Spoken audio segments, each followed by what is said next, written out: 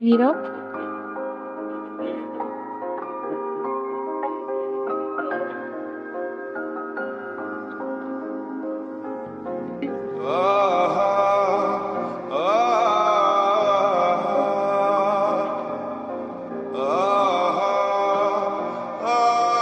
আচ্ছা আব্বু, তুমি টেনশন করো না, আমি বাসে উঠে তোমারে জানাচ্ছি। मैं ढूंढने को जमाने में जब वफा निकला।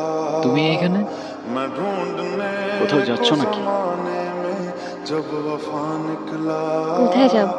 पता আমার তো যাবার चला কোনো জায়গা নেই। कि गलत लेके मैं पता निकला। তোমার এই অবস্থা पता কেন? चला कि गलत সবকিছু ঠিকঠাক আছে তো? लेके मैं पता निकला। আমার কিছুই ঠিক নাই मैं নীরব। ढूंढने को जमाने में जब वफा निकला। मैं ढूंढने को जमाने में जब वफा निकला।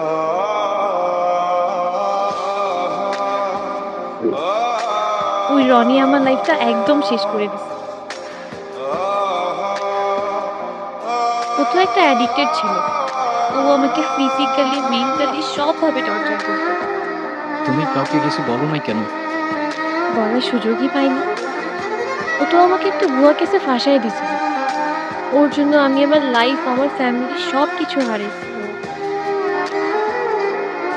ও তো একটা ক্যারেক্টারলেস, একটা চিটার ছিল। বাদ দাও, যা হবার তো হয়েই গেছে না। ভালো থাকার চেষ্টা করো, জীবন অনেক সুন্দর।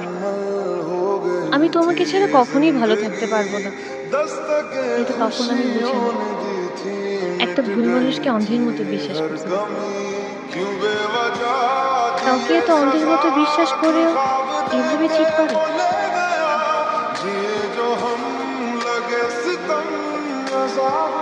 দুনিয়াটা কি আজব, তাই না? বিশ্বস্ততার এই দামটা কেইবার বোঝে।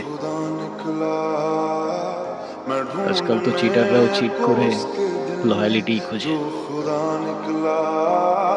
এই নাও চকলেট। এই তোমার এই চকলেট কিনতে এতক্ষণ লাগে? আর মামা কই? আরে খুঁজেই তো পাচ্ছি না। আর মামা তো বাসায় চলে গেছে।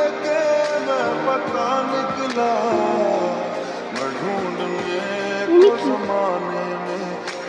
আরে হঠাৎ করেই ওর সাথে দেখা। তোমারে বলছিলাম না, ওই যে মাইশার কথা। ও ভালোই তো আছো মনে হচ্ছে। ভালো থাকবে না কেন? অবশ্যই ভালো আছে। এই চলো তো।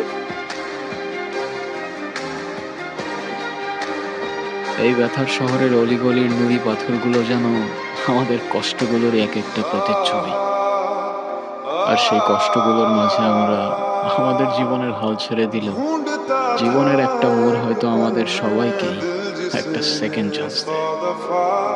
কিন্তু সেই মোড়ে দাঁড়িয়ে ঠিক বেঠিকের রাস্তাটা যেন আমাদেরকেই